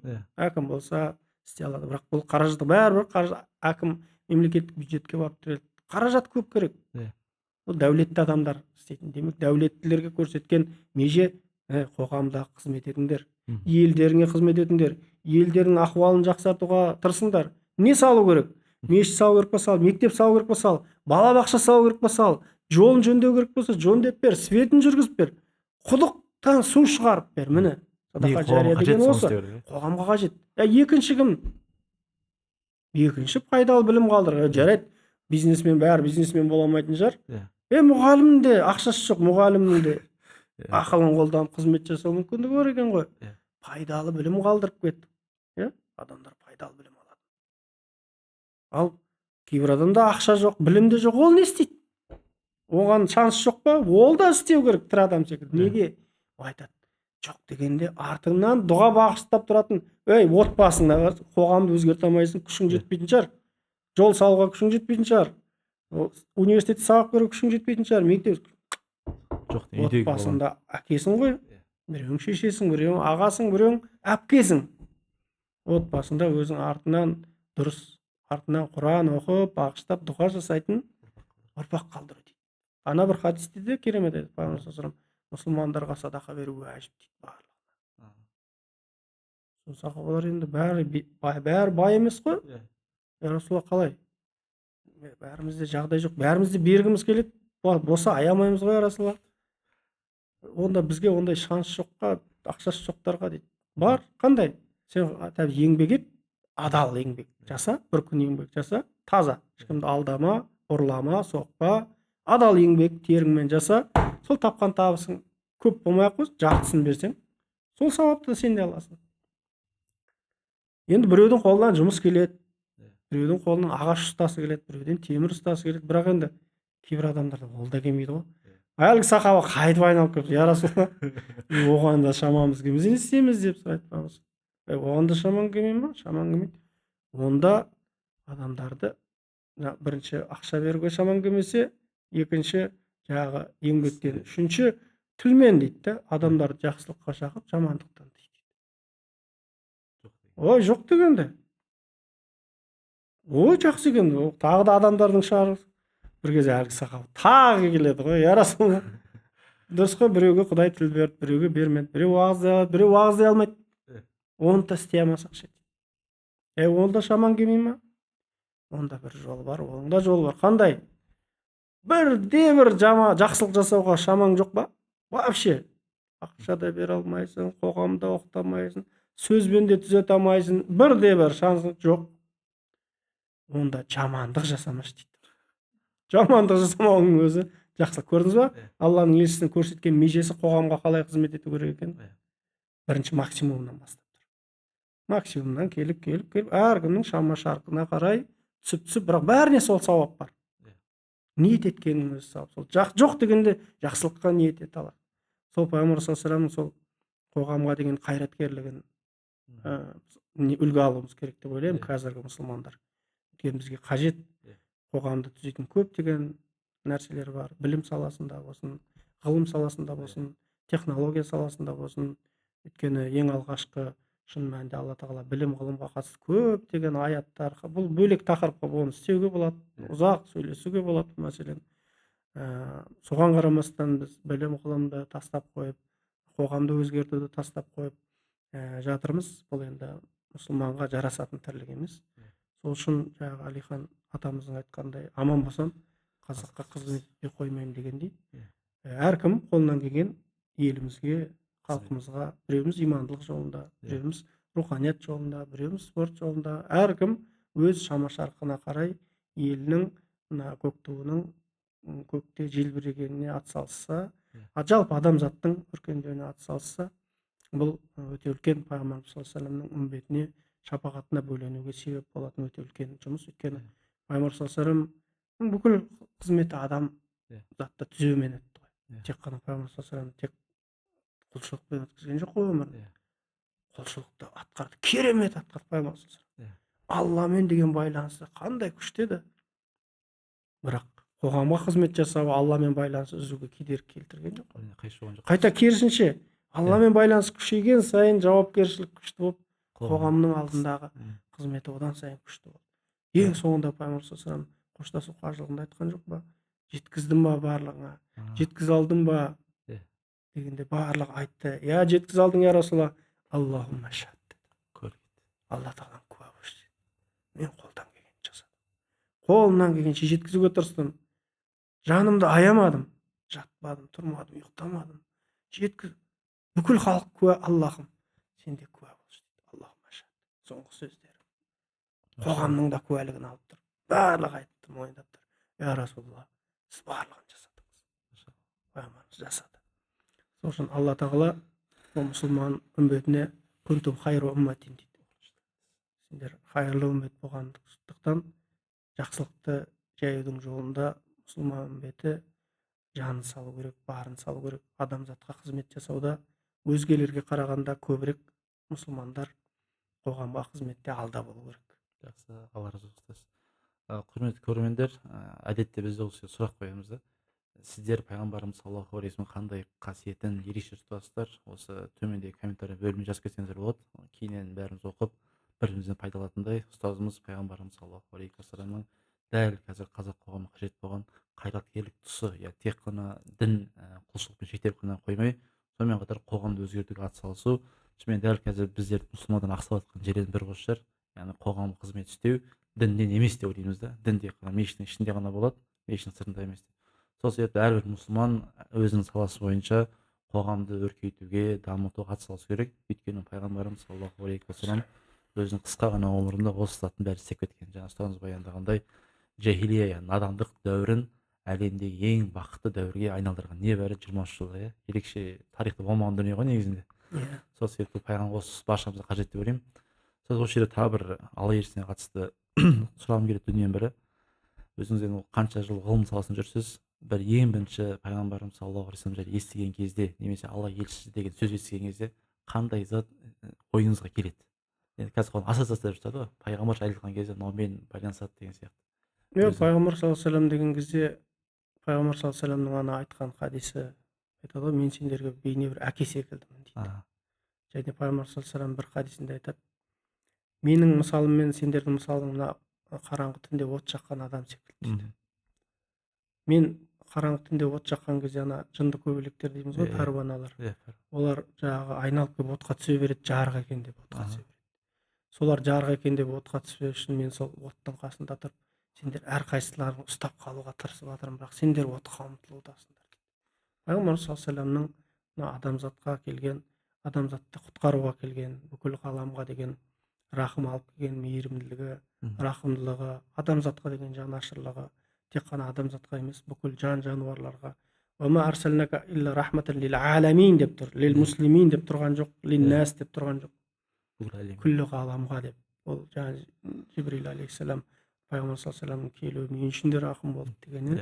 Тіпті кәпірлердің үшін де рахым болды. Неге? Алла тағала бұрын қауымдарда Алла тағаланың елшісіне мойынсұнбағандар жер бетінен жойып жіберіп отырса, оны тоқтатты дейді. Мұнафықтардың өзі бізге рахым болды дейді. Неге? Бізді айтпады, көз жариялап бізді айтпады. Мұсылмандар үшін рахым.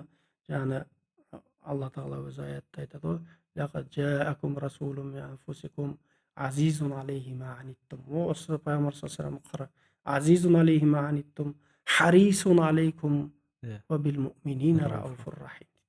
Ол сендерге бір нәрсенің ауыр тиюі, сендерге ауырлықтың келуі пайғамбар саллаллаху алейхи вассалам жанына қатты батады дейді.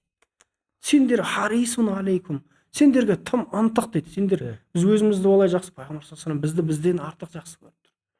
Ва бил муъминина рауфур рахим. Ол негізі рауф ар-рахим деген негізі Алланың сипаттары. Ерекше жұмсақ, ерекше.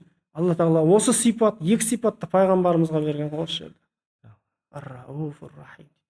Сол сипаты пайғамбар саллаллаху алейхи вассалам ерекше бізге жанашырлық. Өйткені жаңағы сахабалардың біреусі айтады ғой, пайғамбар саллаллаху алейхи вассалам бір түні ұзақ сәжде етті, тұрды, я Расулалла, не болып қалды? Барған пайғамбар саллаллаху алейхи вассалам бір кезде күлімсіреп қарады.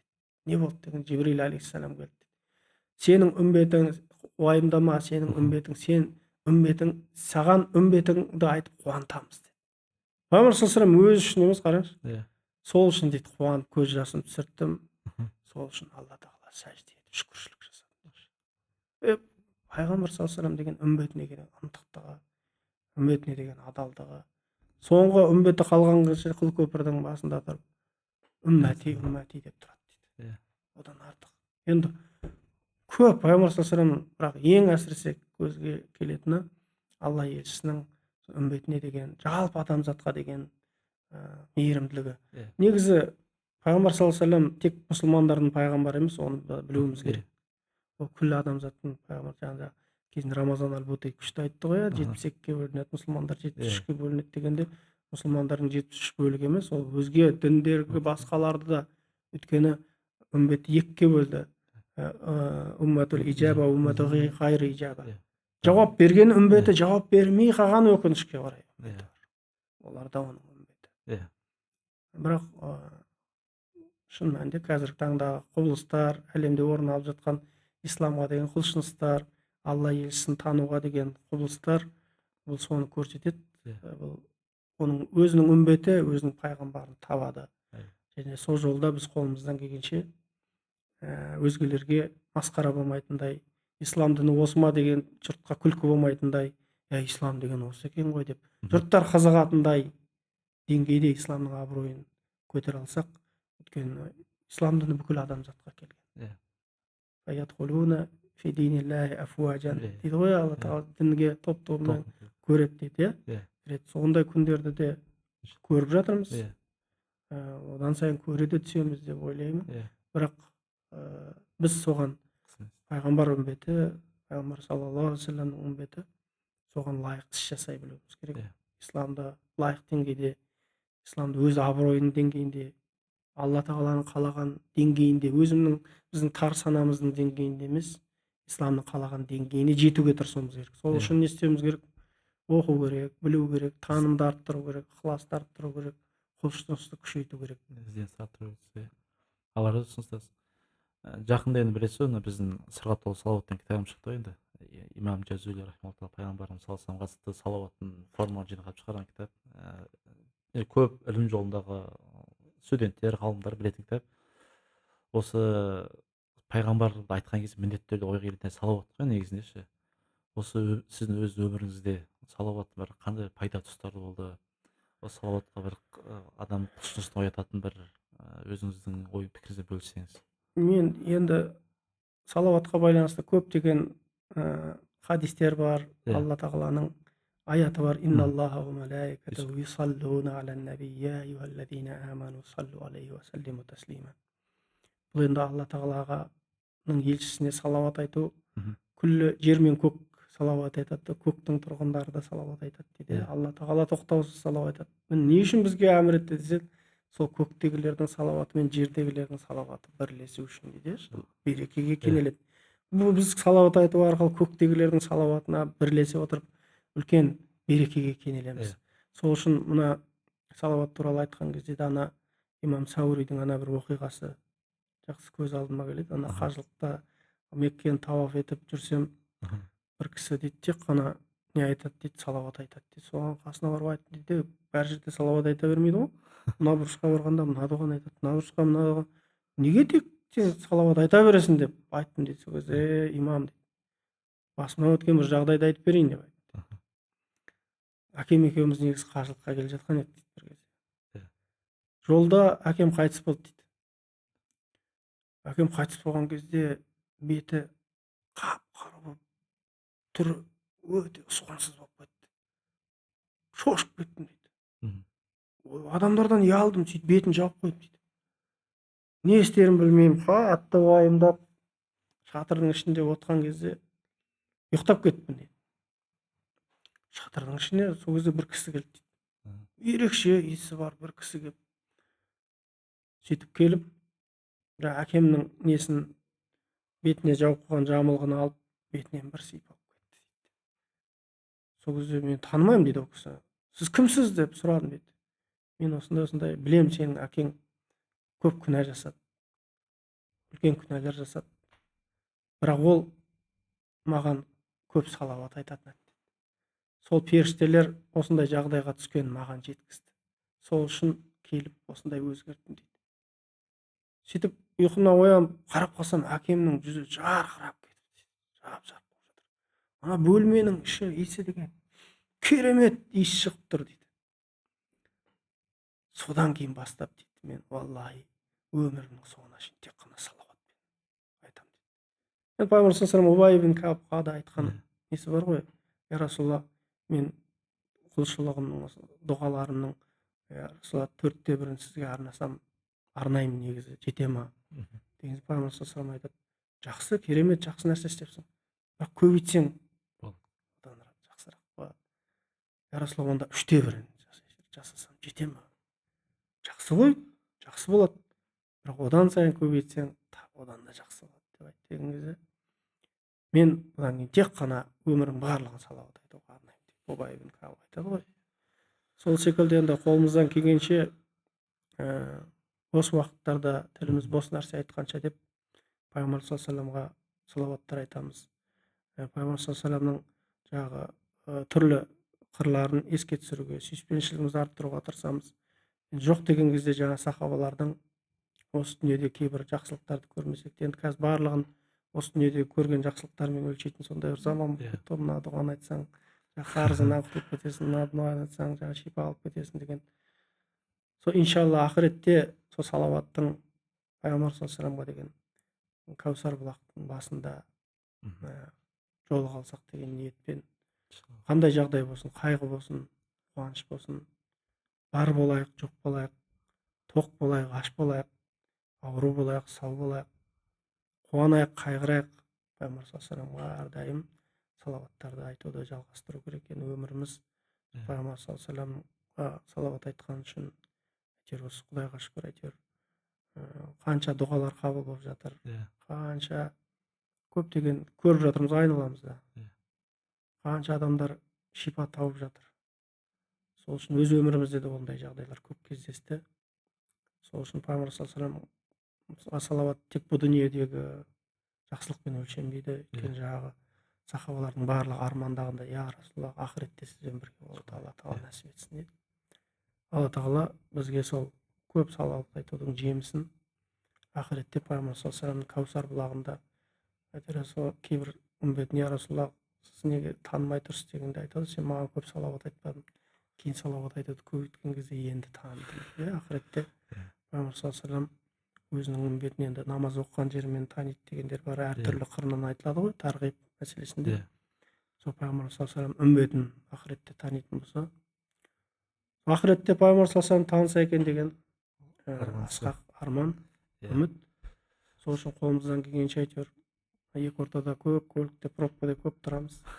Сол кезде қолымыздан келгенше салауат айтуға тырысамыз. Бос сөз айтқанша салауат айтуға дағдылану керек, өзіміз дағдылануымыз керек, айналамызды. Қуанамын, мына жақсы, өте үлкен еңбек жасалып жатыр. Қандай да бір елге пайғамбардың рухы келсе, пайғамбар саллаллаху алейхи вассаламның миссиясы келсе, ол ел жақсы болады, ол ел тозбайды. Өйткені аятта айтады ғой, сен олардың арасында болған кезде Алла тағала оларға азап бермейді дейді. Және сен жоқ болған кезде де олар истиғфар жасаса, Алла тағала оларға азап бермейді. Алла тағала соның құрметі үшін мұсылман үмбетін адамзатқа үлгі қылсын деп ниет етейік. Мұсылмандар мына қазір қорлықтан, қазіргі төмендіктен, қазіргі қор болудан, адамдарға мазақ болудан Алла тағала құтқарсын. Бізді соған, сол жолда еңбек етуді Алла тағала нәсіп етсін. Шынымен де былай мән беріп қарайтын болсақ, қай жерге Алла елшісі барса, сол жақта береке ғой негізі. Ана бала кезінде Халиманы алып кеткен кезде жаңа ешек тез жүріп, желінде іске толып, жаңа шөл отқан жердің бәрі көгеріп кетуі. Мәдинада пайғамбар барған кезде оба шыққан ауырып еді, негізі пайғамбар бауыры қайтадан көріп кетті. Сонымен мән беріп болсаң, қай жерге пайғамбарымыз саллаллаху алейхи барған болса, сол жер берекеге, өркениетке кенеледі. Сол сияқты біздің де ел иншалла сондай жетеді деп айтамыз. Есіңізде ме, осы алдында да бір жол сөйлескен кезде өзіңіз айтып едіңіз ғой, қазіргі кезде адамдар дұғаның қабыл болуын, салауат тек қана дүниелік өлшеммен өлшейді депші. Оның бір қатері бар деп айтып едіңіз ғой.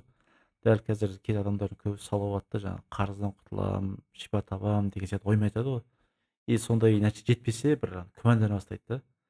Осындай кісілерге қандай кеңес айтар едіңіз?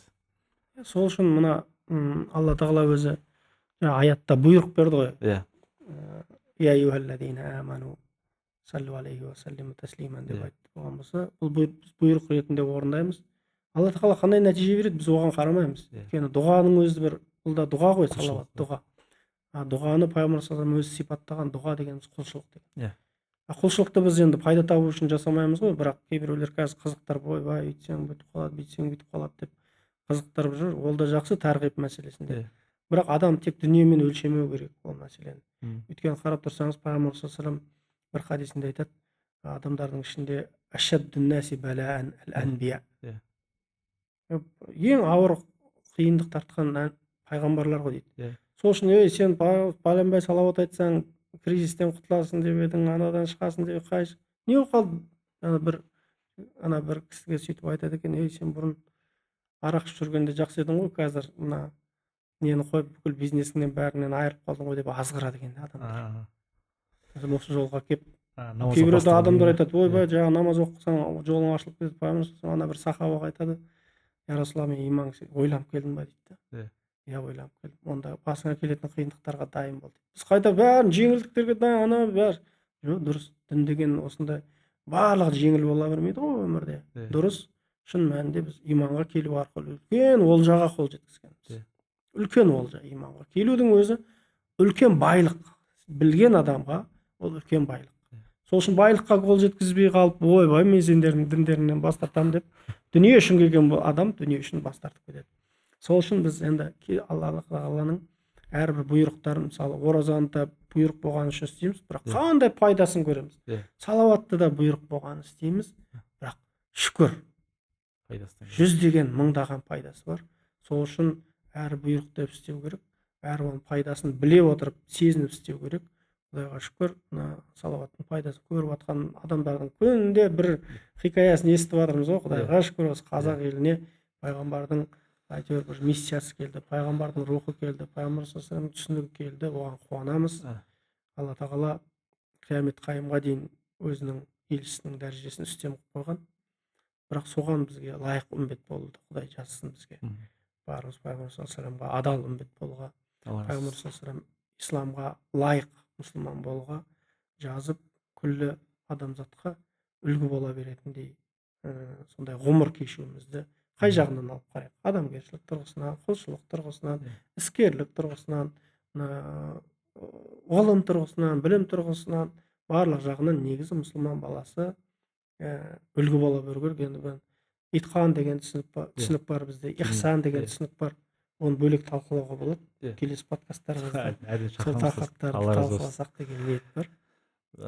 Бұйырса жақында Алла сақтаса рухани кеш ұйымдастырып осы кітаптың бір таныстыру болады ғой бұйырса. Соны қашанға жоспарлап жатсыздар? Құдай қаласа осы қыркүйек айының 21-інде Нұр Мүбарак университетінің залында сағат 1-де өте үлкен айтып жатырмыз, кітапты жазу бір бөлек екен, оны таныстыру бір бөлек. Осы кітаптың таныстырылымы өтеді. Рухани кеш болады. Ол жерге жаңағы елімізге белгілі жақсы, елімізге руханиятымен сусындатып жүрген Қабылбек ұстаз, Нұрсұлтан ұстаз келеді деп жоспарланып отыр. Екеуі де келісім берген.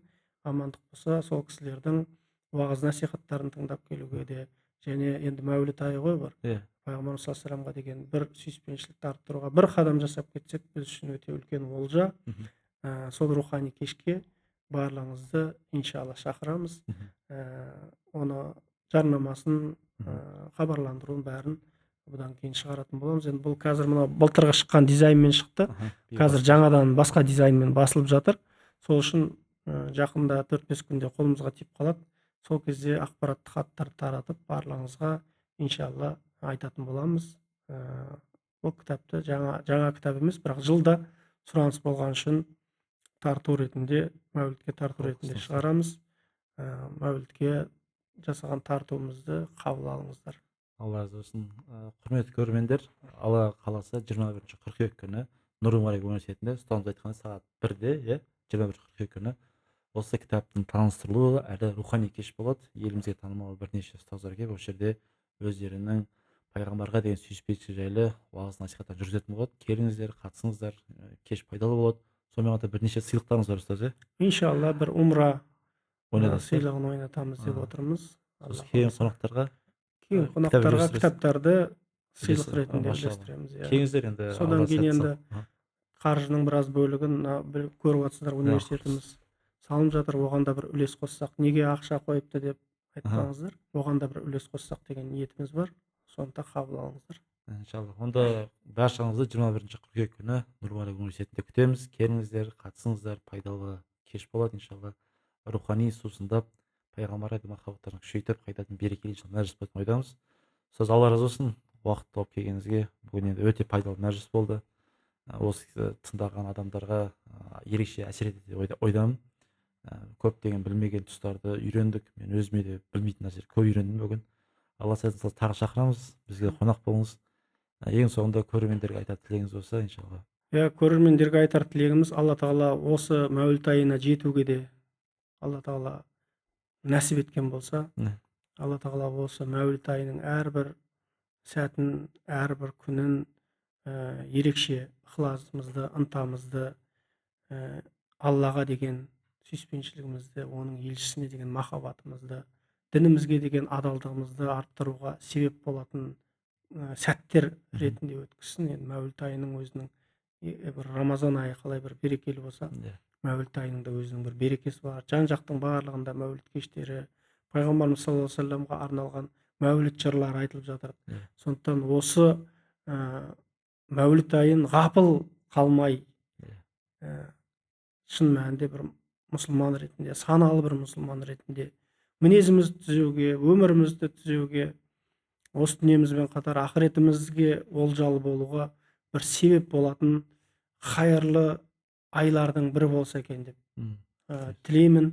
Алла тағала осы мәуліт айын елімізге, жерімізге берекелі қылсын, имандылықтың артуына, Аллаға деген иманның артуына, Аллаға деген сүйіспеншілік, пайғамбар саллаллаху алейхи вассаламға деген сүйіспеншіліктің артуына себеп болсын. Және бұл берекелі ай берекелі ғой, бірақ бізге де сол берекелі айда қадам жасауға, сол берекеге қадам жасап, сол берекеден құр қалып кетпеуге Алла тағала баршамызға жазсын, Алла тағала ғұмыр берсін. Пайғамбар саллаллаху алейхи вассаламның мынау менің үмбетім деп тани алатындай бақытты құлдарының қатарынан болуды Алла тағала баршамызға нәсіп етсін деген тілекпен бітіргім. Рахмет, Алла разы болсын. Құрметті көрермендер, келесі подкаст жолыққанша Алла амандықты жүздесуді нәсіп етсін.